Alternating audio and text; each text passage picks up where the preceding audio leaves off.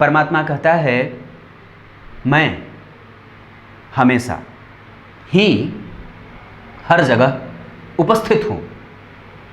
और जो मूढ़ अज्ञानी है, जो मूर्ख है, जो जड़ है, जिसके अंदर की स्थितियाँ उसका ही पालन नहीं करती हैं, जिसको अपने ही वास्तविक स्थिति के बारे में उसको ज्ञान नहीं है, और दरअसल वो हमेशा वर्तमान में जीता है, और फिर उसके नेत्र क्रमशः उसके साथ होने वाली विपरीत परिस्थितियों का भान नहीं कराती हैं, वो व्यक्ति ईश्वर को नहीं मानता है और ईश्वर पे संदेह करता है।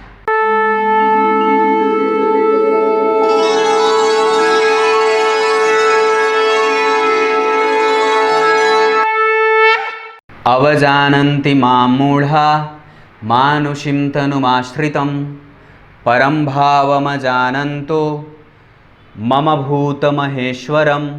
प्रिय दर्शकों नमस्कार, एक बार फिर से उपस्थित हूँ आप सबके सामने। आज का कार्यक्रम, आज गुरुवार है और मैंने कहा था कि आज आप लोग के सामने उपस्थित होऊंगा किसी भी व्यक्ति के ऊपर सात्विक गुण, राजसिक गुण और तामसिक गुणों में से किसके अंदर से उसका विकास हो रहा है और किससे वो ज़्यादा प्रभावित है। दरअसल आपके अंदर जो गुण उत्पन्न होते हैं वो यहीं से आते हैं। आपने सोचा होगा कि कभी कोई व्यक्ति बहुत ज़्यादा तामसिक वृत्ति को रखने वाला है। तामसिक वृत्ति कहने का मतलब है व्यक्ति के अंदर तमस तत्व की प्रधानता, और तमस तत्व कहने का मतलब है व्यक्ति के अंदर उग्रता, व्यग्रता, चिंता, भयानक स्थिति, और व्यक्ति के अंदर वो उतावलापन, व्यक्ति के अंदर जो चीज़ें जा रही हैं वो दरअसल दूषित हैं। बस एक ही बात है, वो दूषित है। और सत्वगुण का मतलब है कि व्यक्ति शांत है, उसका मन स्थिर है, उसका भोजन शुद्ध है, उसके घर के वातावरण, उसके आसपास का वातावरण को वो अपने अनुकूल और अपने शांत होने के कारण स्थिति को सात्विक बना लेता है। और राजसिक कहने का मतलब है कि वो कला कौशल का विशेषज्ञ है। राजसिक कहने का मतलब है कि व्यक्ति ऐश्वर्य से युक्त, सुख, संपत्ति, धन, मान, पद, प्रतिष्ठा आदि से युक्त जीवन जीना चाहता है, सांसारिक सुविधाओं का लाभ उठाना चाहता है। वो राजा के सदृश और इस जीवन में उपस्थित तमाम तरीके की भौतिक सुविधाओं का अंबार लगाना चाहता है और उससे युक्त होकर के जीना चाहता है। यहाँ एक बात और बता दूं जो सबसे ज़्यादा समझने वाली है कि ये युग विशेष पर निर्भर करता है। सत्य युग में जहाँ सत्व तत्व की प्रधानता अधिक थी, वहीं कल युग में आजकल तामसिक और राजसिक इन दोनों गुणों का विकास व्यक्ति के अंदर देखने को मिल रहा है। ये बात युगों के ऊपर भी निर्भर करती है। हालांकि ये बात और जो विषय आपके सामने मैं लेकर के आया हूँ वो बहुत छोटा नहीं है।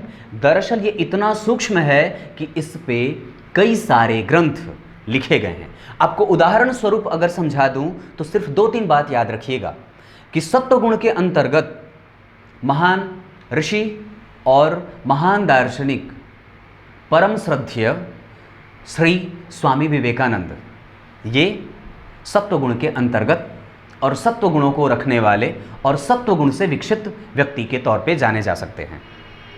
राजसिक व्यक्ति के रूप में भी आपके आसपास कई ऐसे उदाहरण मिल जाएंगे, मैं वो नहीं बताऊंगा। तामसिक गुणों को अगर देखना चाहते हैं तो अपने पास बैठे लोग को देख लीजिए कि उसके अंदर क्रोध कितना है, वो तेज से कितना भरा है, उसके अंदर उग्रता कितनी है, उसके अंदर किसी भी चीज़ के सहन करने की शक्ति कितनी कम है। अगर ये कम है तो निश्चित रूप से व्यक्ति तामसिक गुणों के अंतर्गत है। एक बात और बताता हूँ, ये विषय बहुत गंभीर है, इस वजह से थोड़ी सी बात आपको इस पे पहले से एक भूमिका बता देता हूँ। हमारा मन जो है ना, अब ध्यान दीजिएगा, इधर उधर मत देखिएगा। मैं बहुत बड़ा इस पे कार्यक्रम नहीं बनाने वाला, बहुत छोटे से स्तर से आपको समझा देने का प्रयास करता हूँ। ये हमारा जो मन है और उसका जो विकास है वो दरअसल 3 प्रकार की भूमियों पर होता है। और ये 3 भूमि कौन कौन सी हैं? पहले नंबर की भूमि होती है सात्विक भूमि, मतलब व्यक्ति शुद्ध है और उसका मन इससे विकसित हो रहा है। दूसरे प्रकार की भूमि होती है राजसिक भूमि, मतलब उसका मन राजा के सदृश और सांसारिक उपभोग को प्राप्त करना चाहता है। और तीसरे प्रकार की भूमि है तामसिक भूमि, जहां से अगर हमारा मन प्रेरित होता है तो हम तमस तत्व के गुणों को रखने वाले अर्थात क्रोध, उन्माद, भय, अशांति और अशिक्षा जैसे भावनाओं से ग्रसित होते हैं।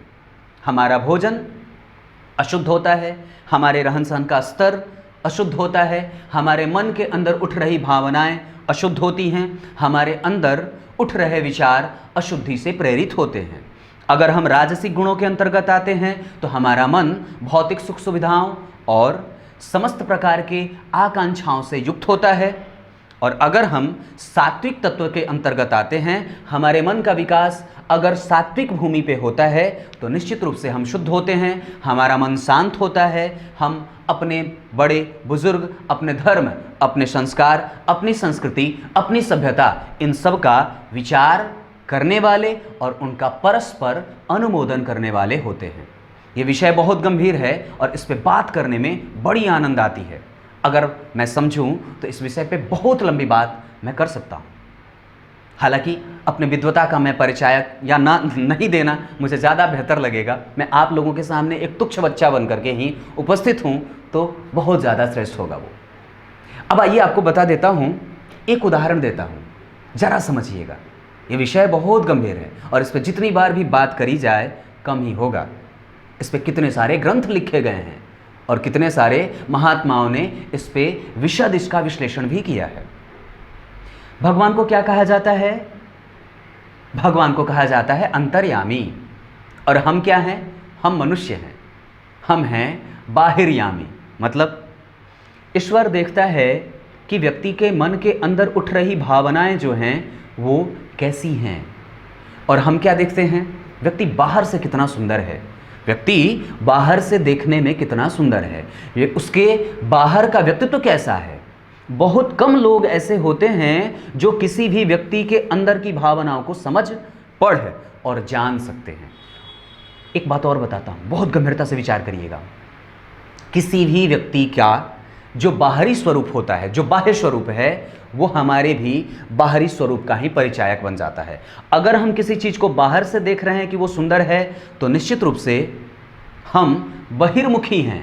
कहने का मतलब है कि हम उसके बाहरी आडंबर को ही खाली देख रहे हैं। जैसे अगर मैं बाहर से देखने में सुंदर लग रहा हूं तो कोई आवश्यक नहीं कि मैं अंदर से भी उतना ही सुंदर हूं।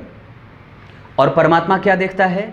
वो बहिर्मुखी नहीं है, उसकी जो स्थिति है वो अंतर्मुखी है। वो अंदर की अवस्था और अंदर की स्थिति को देखता है कि मेरा भक्त दरअसल कितना शुद्ध, शांत, स्थिर और शुद्ध भावनाओं से प्रेरित होकर के मुझे याद कर रहा है। तो यही दरअसल इंसान और यही दरअसल भगवान में और परमात्मा में अंतर है। हम सिर्फ व्यक्ति के बाहरी वातावरण को देखते हैं, उसका घर बड़ा सुंदर है, उसकी पत्नी बड़ी सुंदर है, ये बात है, और उसके अंदर की स्थितियों को नहीं देखते हैं। दरअसल ये होता क्यों है? आप विचार करिए कि आप तामसिक गुणों से क्यों प्रेरित हो जाते हैं। आपके अंदर दरअसल काम की भावना, आपके अंदर और आपकी जिह्वा स्वाद के पीछे क्यों भागती है? क्योंकि आप उसी राशि और उसी प्रकार के लग्न से आते हैं और उसी प्रकार के ग्रह से आपका विकास होता है। जैसे सात्विक गुण, सात्विक गुण कहने का मतलब है कि राशि, अगर आप इस राशि से आते हैं, जैसे मिथुन और कन्या, धनु और मीन, मतलब क्या है कि बुध ग्रह जो दिख रहा है जिसके अंतर्गत ये राशियां आती हैं, क्रमशः मिथुन, कन्या, धनु और मीन, ये राशियां सात्विक गुणों का विकास करने वाली होती हैं। व्यक्ति शुद्ध होता है, शांत भी होगा। लेकिन यहाँ पे बात समझने वाली है कि अगर हम बुध को देखते हैं तो बुध राजसिक गुणों के अंतर्गत आता है। ध्यान से समझिएगा, मिथुन, कन्या, धनु और मीन, ये जो राशियां होती हैं वो दरअसल सात्विक राशि के अंतर्गत आती हैं। सात्विक गुणों का विकास करने वाली ये राशियां होती हैं। वहीं पे अगर ग्रह की बात करते हैं तो सूर्य, चंद्रमा और गुरु, ये ऐसे ग्रह हैं जो सात्विक ग्रह के रूप में जाने जाते हैं। और अगर जिस भी व्यक्ति के ऊपर से इन ग्रह और इन राशियों का प्रभाव मजबूत होगा तो वो व्यक्ति सात्विक धर्म को रखने वाला और सात्विक गुणों को रखने वाला होता है। बस यही बात है। अगर बात राजसिक की करेंगे तो वृष राशि, कर्क राशि, मेष राशि, तुला और मकर, ये राशियां राजसिक राशि कही जाती हैं। और व्यक्ति भौतिक सुख सुविधा, कला और सौंदर्य का पारखी और उसको देख करके अपने निर्णयों को लेने वाला होता है। बुध और शुक्र क्रमशः राजसिक ग्रह कहे जाते हैं। और जो व्यक्ति राजसिक ग्रह के अंतर्गत आता है या जिसकी भी कुंडली में राजसिक ग्रहों की प्रधानता ज़्यादा होती है वो दरअसल राजसिक गुणों से आता है। और व्यक्ति कला क्षेत्र का जानकार और भौतिकता से युक्त जीवन जीना चाहता। अब आप मिथुन लग्न वालों को ही लीजिए, उनके पास और उनके घर में दुनिया की तमाम सुख सुविधाएं उपस्थित होती हैं। शुक्र से जो लोग प्रभावित होते हैं उनके घर में या फिर उनकी इच्छाएं भौतिकता से युक्त और भौतिक वस्तुओं के पीछे लालायित रहती हैं। ठीक उसके बाद अगर हम तामसिक गुणों की बात करते हैं तो उसके अंदर सिंह, वृश्चिक और कुंभ राशि, इस राशि से जो लोग आते हैं या इस लग्न से जो लोग भी आएंगे उनके अंदर तामसिक गुणों का विकास होते देखा जाता है। और वो व्यक्ति और उस व्यक्ति के विचार तमस तत्व की प्रधानता से युक्त होते हैं। और व्यक्ति दरअसल हमेशा क्रोध में रहने वाला, उग्र होने वाला, उसके अंदर जो भोजन जाते हैं वो भी परस्पर अशुद्ध और कमज़ोर होते हैं पौष्टिकता के दृष्टि से। और मंगल और शनि, ये दोनों जो ग्रह होते हैं वो दरअसल तामसिक तत्व को रखने वाले और तामसिक गुणों के विकास करने वाले होते हैं। प्रिय दर्शकों, ये जो कार्यक्रम बना है ये ज्ञान के लिए बना है। और दरअसल एक बात बताऊं तो आप खुद को यहाँ से समझ सकते हैं कि आपके अंदर किन चीज़ों का प्रसार हो रहा है और आपके अंदर किन गुणों को विकसित होते देखा गया है। एक बात और है जो यहाँ समझने वाली है कि आप अपने आप को और अपने सामने वाले को इस प्रकार से भेद कर सकते हैं कि वो किस राशि का है तो उसके अंदर कैसे गुण देखने को मिल रहे हैं। धनु लग्न के लोग स्वभावतः सत्य को मानने वाले, सत्यनिष्ठ, कर्तव्यनिष्ठ, किसी को धोखा नहीं देने वाले। और धनु राशि के लोगों के ऊपर से इन चीज़ों का विकास देखा जा सकता है। अगर वो मीन लग्न का है तो निश्चित रूप से दार्शनिक प्रवृत्ति को धारण करने वाला होगा और किसी को भी ठगने ठगाने में उसका भरोसा कम होता है। अगर जो लोग शनि और मंगल से प्रभावित होते हैं वह दरअसल स्वार्थी भी हो सकते हैं, उग्र हो सकते हैं, परस्पर प्रतिक्रियावादी हो सकते हैं और शांत होने की भावना थोड़ी कम होती है। अगर हम राजसिक गुणों की बात करते हैं तो बुध और शुक्र की जब बात होती है तो व्यक्ति सांसारिक सुखों का उपभोग करने वाला व्यक्ति जो बुध से और शुक्र से प्रभावित होता है वो दरअसल सांसारिक सुखों में उसकी लिप्तता और उसकी संलिप्तता अधिक मात्रा में देखी जाती है। कुछ इसी तरीके से आज के कार्यक्रम का समापन करेंगे। कार्यक्रम के आरंभ में बोले गए श्लोक का अर्थ बता दूं, ध्यान से समझिएगा। परमात्मा कहता है मैं हमेशा ही हर जगह उपस्थित हूं और जो मूढ़ अज्ञानी है, जो मूर्ख है, जो जड़ है, जिसके अंदर की स्थितियां उसका ही पालन नहीं करती हैं, जिसको अपने ही वास्तविक स्थिति के बारे में उसको ज्ञान नहीं है और दरअसल वो हमेशा वर्तमान में जीता है और फिर उसके नेत्र क्रमशः उसके साथ होने वाली विपरीत परिस्थितियों का भान नहीं कराती हैं, वो व्यक्ति ईश्वर को नहीं मानता है और ईश्वर पे संदेह करता है। आइए कुछ इसी तरीके से आज के कार्यक्रम का समापन करेंगे। तब तक के लिए इजाजत दीजिए। एक बार फिर से कल उपस्थित होंगे शोभा टाकले जी की कुंडली के साथ। तब तक के लिए इजाजत दीजिए। बहुत बहुत नमस्कार।